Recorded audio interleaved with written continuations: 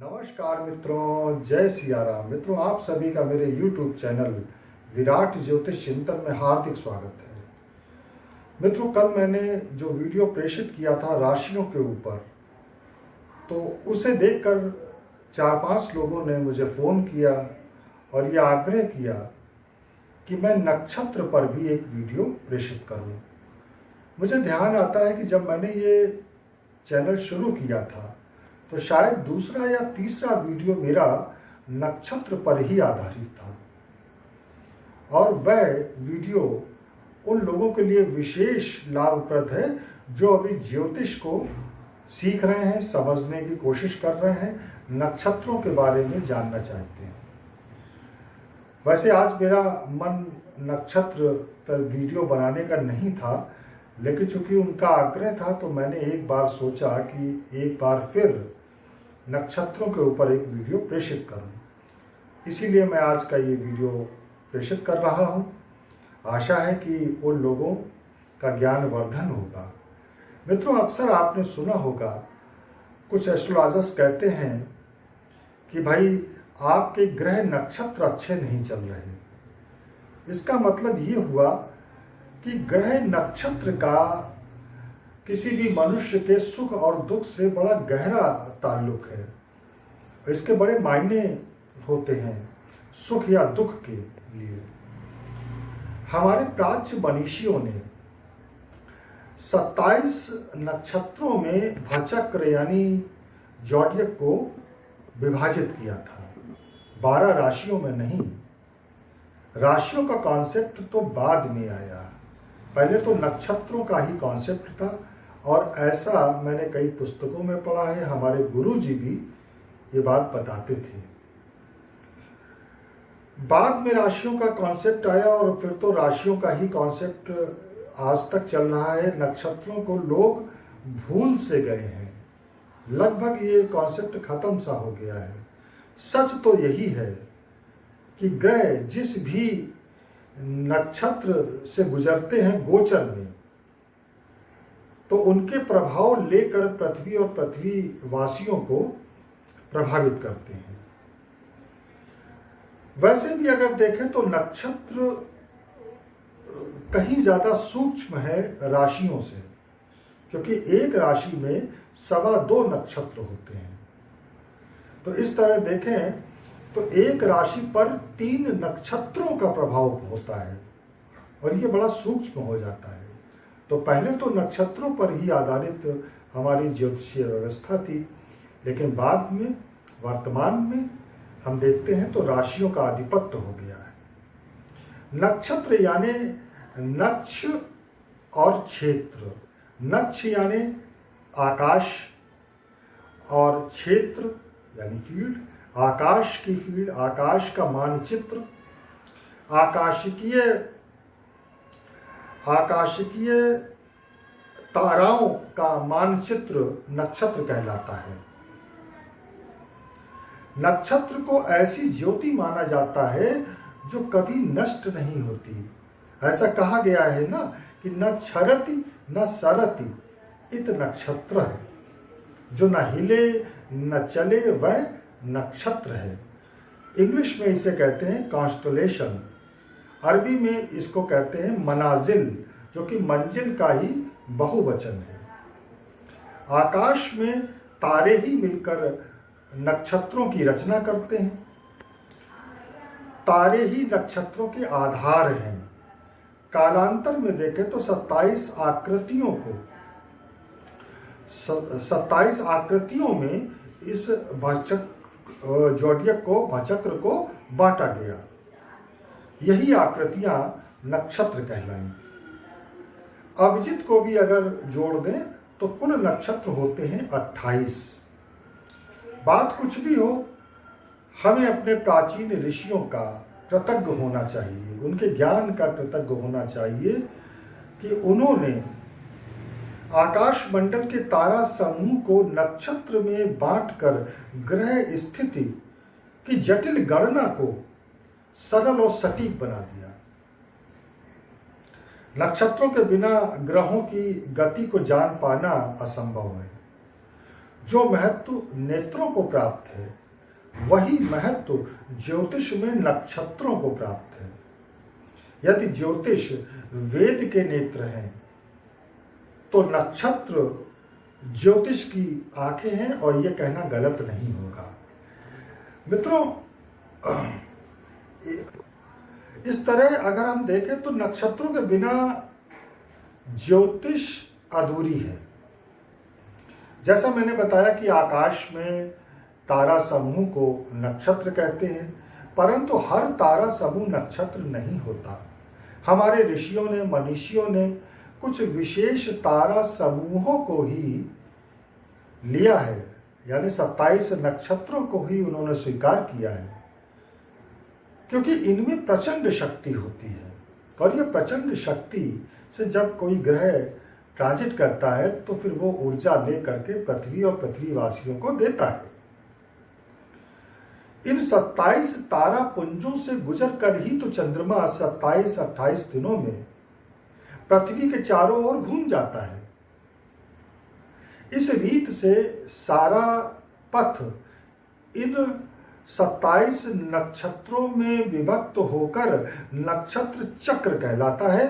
और अब मैं बात करूंगा इस वीडियो के अंत में नक्षत्र चक्र की। तो इसमें नक्षत्र, उनकी तारा संख्या और आकृति या पहचान की मैं बात करूंगा।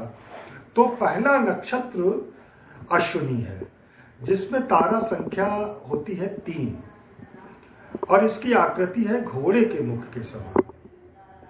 दूसरा नक्षत्र भरणी, जिसमें तारा संख्या 3 है और इसकी आकृति त्रिकोण के समान होती है। तीसरा नक्षत्र कृतिका, जिसमें तारा संख्या 7 है और इसकी आकृति कुल्हाड़ी या अग्नि शिखा के समान है। चौथा नक्षत्र रोहिणी, जिसमें तारा संख्या होती है 5 और ये बैलगाड़ी या शकट के समान इसकी आकृति होती है। मृगशरा में तारा संख्या 3 है, जिसकी आकृति मृग के सिर के समान है, यानी डियर्स हेड। आर्द्रा नक्षत्र में तारा संख्या 1 होती है, सिर्फ 1, लेकिन यह भी इतनी प्रचंड शक्ति वाला तारा होता है। कई ताराओं में जितनी शक्ति ऊर्जा होती है वो इस अकेले तारे में होती है और इसकी आकृति होती है आंसू की बूंद के समान। कुछ विद्वानों ने इसे मनुष्य का सिर भी स्वीकार किया है। इसका अगला नक्षत्र पुनर्वसु, जिसमें तारा संख्या 4 होती है। वाणों से भरा तरकश जैसी इसकी आकृति होती है।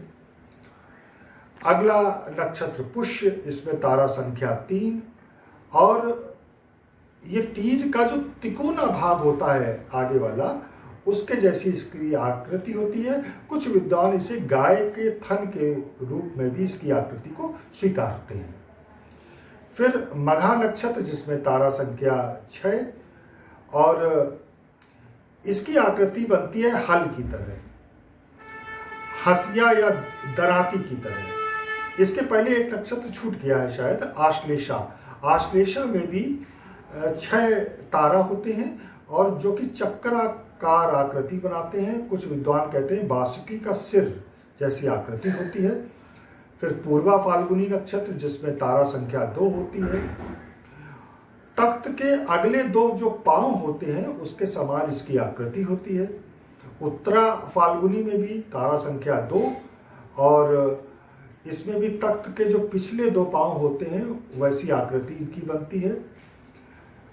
कुछ लोग इसे शय्याकार उत्तर दक्षिण भी मानते हैं। फिर हस्त नक्षत्र है, जिसमें तारा संख्या है 5 और हाथ का पंजा, इस तरह की इसकी आकृति होती है। चित्रा नक्षत्र में तारा संख्या 1 है और कुछ इसे मोती की आकृति के रूप में स्वीकार करते हैं। स्वाति में भी तारा संख्या 1 है, जो कि लाल मणि जैसी आकृति के रूप में स्वीकारा जाता है। विशाखा नक्षत्र में 5 तारे होते हैं, 5 तारों का समूह होता है और जो द्वार पे तोरण लटकता है वैसी इसकी आकृति होती है या माला जैसी आकृति होती है। अनुराधा नक्षत्र में तारा संख्या होती है 4 और इसकी आकृति होती है जैसे पताका का स्तंभ होता है या तपस्वी का दंड होता है, उस तरीके की इसकी आकृति होती है। ज्येष्ठा नक्षत्र में तारा संख्या होती है 3 और इसकी आकृति बनती है कान के कुंडल के जैसी या झुमके के जैसी। मूल नक्षत्र में तारा संख्या 11 होती है 11 और इसकी आकृति बनती है बिच्छू या शेर की पूंछ की तरह। पूर्वाषाढ़ा नक्षत्र में तारा संख्या 4 होती है जिसकी आकृति सूप की तरह होती है या हाथ का जो पंखा होता है उसके जैसी आकृति होती है। उत्तराषाढ़ा नक्षत्र में भी नक्षत्र तारों की संख्या 4 होती है और इसकी आकृति भी सूप की तरह होती है या गजदंत हाथी के दांत की तरह होती है। श्रवण नक्षत्र में तारा संख्या 3 होती है और इसकी आकृति बनती है वाण या त्रिशूल की तरह, शिव जी का त्रिशूल वैसी आकृति इसकी होती है। कुछ विद्वान कहते हैं ये विष्णु, श्री हरि विष्णु के पांव की आकृति बनाते हैं। धनिष्ठा नक्षत्र में तारा संख्या 4 होती है और इसकी आकृति होती है मृदंग के समान या ढोल के समान।